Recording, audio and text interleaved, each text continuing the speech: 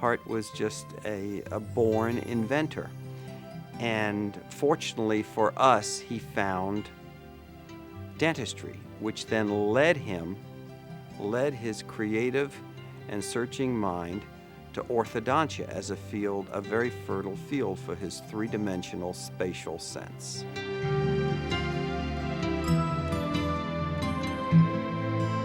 I think Edward H. Angle gave us a great legacy of excellence. He preached that to all of his students, excellence, that they must do the very best they could, no matter what their capabilities were. If they were limited, they still were expected to do their very best.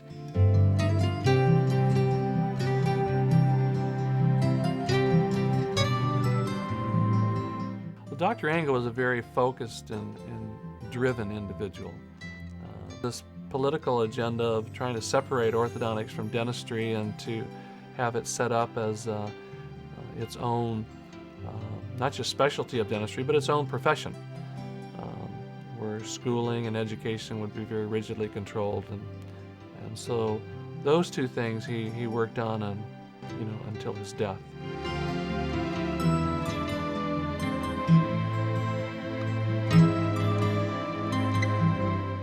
He was a mercurial person, but he also could be very kindly. And this relationship according with his wife-to-be later, developed into more than a secretary job, particularly when he was having his own problems and he had somebody that was sympathetic and competent. She is a fantastic person.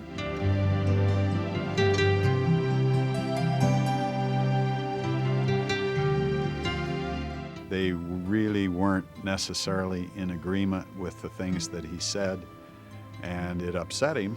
And some historians believe that it had a lot to do with the personality that he developed, whereby he became antagonistic towards people about his viewpoints.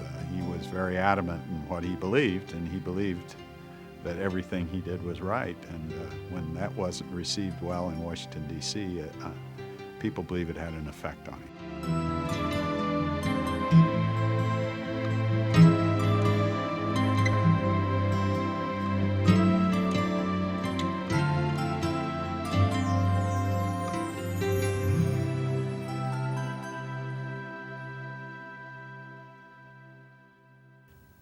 Edward Hartley Angle was born in Herrick Township in the Bally Bay district, less than a mile from the flowing waters of the Susquehanna River in northeastern Pennsylvania.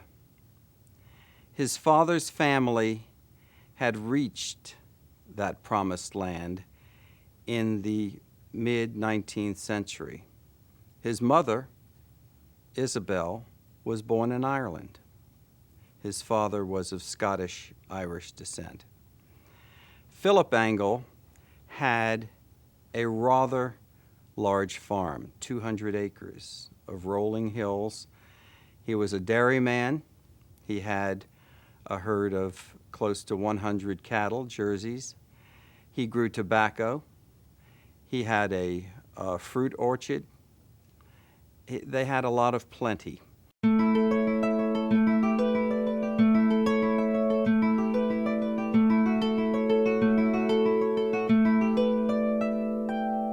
Edward Angle was the fifth of 6 children. He was the third boy, and there were 3 girls. Edward Angle, who was known as Hart as he was growing up, was a bit disappointing to his father, Philip. In fact, later on in memoirs, Edward Angle's wife, Dr. Anna Hopkins Angle, recollected her husband saying that my father didn't think much of me. He always used to catch me behind the barn whittling wood for some inventions, and he would tell my mother that that boy is going to tinker his brains away. We don't know too much about his early life, but it was a typical farm boy life, which he detested. He didn't want to have anything to do with the farm, and luckily his mother recognized his creative talents, and she encouraged him to do other things. But other than living on a farm in Bradford County, Pennsylvania, and growing up in the rural community, we don't really know too much about him, except that he loved books. He was tall, gangly, and awkward, and all of those things that you wouldn't expect to be the type to stay on a farm. And he didn't. He didn't like it. And I suppose it was in this environment, this unsupported environment for his nascent, mechanical, three-dimensional genius, that made him, after his schooling at Pennsylvania College of Dental Surgery, made him soon thereafter leave the area for good on to his heights of his career. Edward Angle, at the advice of his mother, apprenticed after he very difficultly finished high school. He apprenticed with a local dentist because his mother recognized that his mechanical abilities might best be suited in that kind of profession. In those days, I don't think you had to have any pre-dental requirements to get into dental school. And dental school was only 2 years. So he did apprentice, though, with a dentist in the area in which he lived. For how long, I don't know, but his mother encouraged him to do that. I think his mother probably had a great influence on him in what he eventually did. But she encouraged him to apprentice with this dentist, and he liked what he saw. He liked to do fine, intricate, detailed things with his hands and solve problems, and he realized that dentistry was an area in which he could probably excel. The Angle family was very high on education, and all the children were well educated. Edward probably the most, with his brother Eliezer, the lawyer. Well, Edward Angle took to dentistry very well. He liked it quite a bit, and we have a letter that is Edward Angle's somewhat meek inquiry if he could join the class of the next class at the Pennsylvania College of Dental Surgery.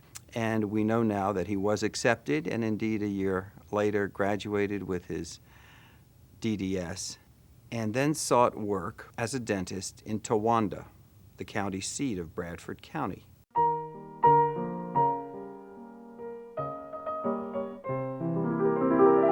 He graduated from the University of Pennsylvania. He was 23 years old. And we do have a record of his applying for the Baltimore College of Dentistry for admission. We don't know whether he was accepted or rejected, but we do have a copy of that, of Angle's letter of application. He got a room on the second floor of the town physician's home office, Dr. Pratt. And it seems that Dr. Pratt had a young daughter, a young lady that he felt that Dr. Angle should meet. Well, Dr. Angle spent apparently most of his time creating drawings for new inventions and new ideas in the early development of orthodontics. Orthodontics at that time was known as orthodontia, and it was really a division of prosthetics. It didn't have a seat of its own on any dental faculty, but it's something that attracted and fascinated Edward Angle from an early stage.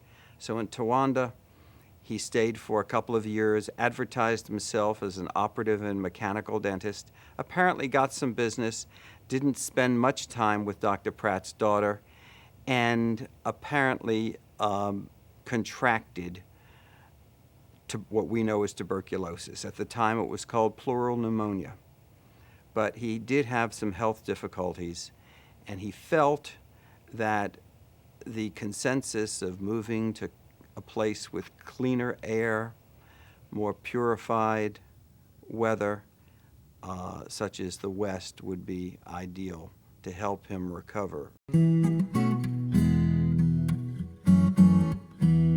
He picked up about 1879 to 1880 and went to Montana. He heard of some kind of plan where one can make lots of money sheep farming, and he felt that in his medical condition perhaps he'd have to give up dentistry and do something that would take him more outdoors, was less confining. Unfortunately, the winter of 1882 wiped out everything, almost everything that had life in Montana except the people. His entire sheep enterprise failed, the sheep died, and he was pretty much penniless, and decided that since his health had improved, he's ready to go back to dentistry. He went from there up to Minnesota, to Minneapolis, for his health. His physician recommended that he had pleural pneumonia, apparently, and he was frail. And his physician, Angle's physician, recommended that he go to Minnesota as probably the only cure for his pleural pneumonia. It cured his pleural pneumonia, and he stayed up there and became associated with the University of Minnesota.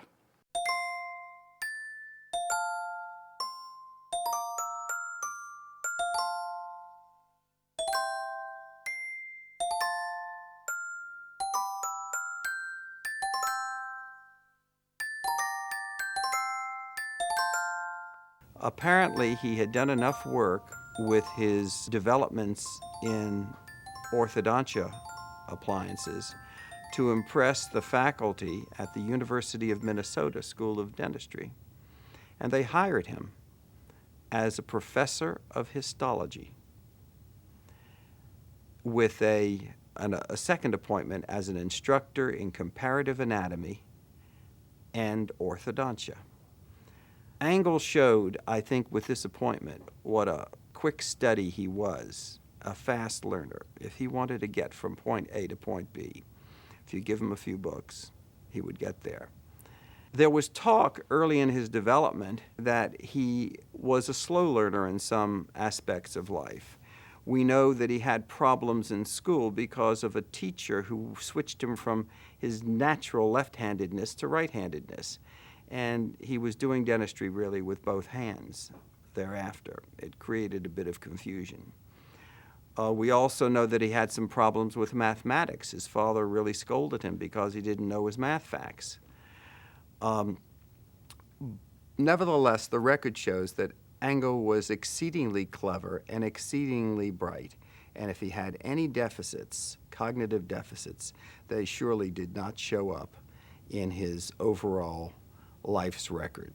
He started doing orthodontics when he was still practicing general dentistry in Towanda, Pennsylvania, but it was not exclusively. I think he just was interested in it and started to develop appliances that he enjoyed working with. But when he got to Minnesota, he did get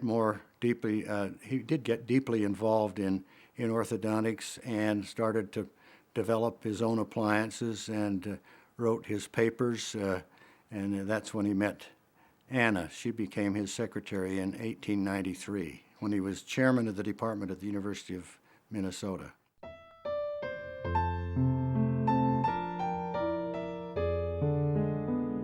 He didn't type, so after he went to Minnesota, he did, in fact, pick up a secretary who helped him along with some of his writings. And that person was a Bloomington, Minnesota woman who went to Minneapolis, graduated secretarial school, and her name was Anna Hopkins. Anna was a remarkable woman. The more I've learned about her, the more I have a great admiration and appreciation for her. She was born on a farm. Anyone in a rural area in Minnesota, anybody who was ever born on a farm and grew up in a rural area must appreciate the responsibilities that were hers. She was bright, she was intelligent, ambitious. She had completed all of the grades in the school there by the time she was 14, and then she was helping to teach in the school. And from there, She went to Minneapolis and took a course in secretarial work where she learned shorthand, typing, and bookkeeping, and then took a job with Dr. Angle in 1893 when he was at the University of Minnesota and became his secretary. All of the letters that I have are typed except one. And in that one letter, which is written by Angle, and you can see readily why the others were all typed, his handwriting was atrocious. He apologizes about it, but says that Anna is with scarlet fever, and she's very ill. But he did not want to let any more time elapse before he communicated with Oppenheim, and so this hand-scribbled letter is written out, but she evidently was very, very sick for a period of time. It took her many months to recover, but soon the letters began to be typed again, and quite well. Very few errors in them.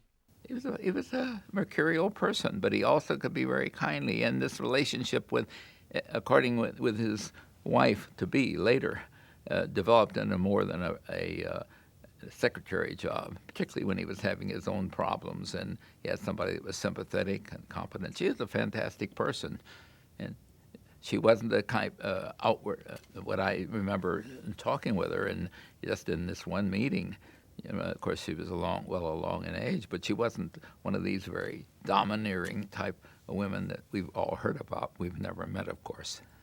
So Angle had hired Anna Hopkins as a secretary. He was a professor at the University of Minnesota.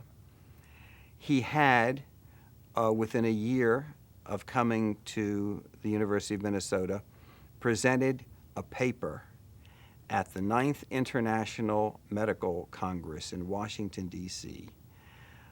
A very important paper, his first presentation to the public, to the professional public, of what he called his system of treating malocclusion. You have to understand that before this, orthodontia was practiced with materials that were taken from totally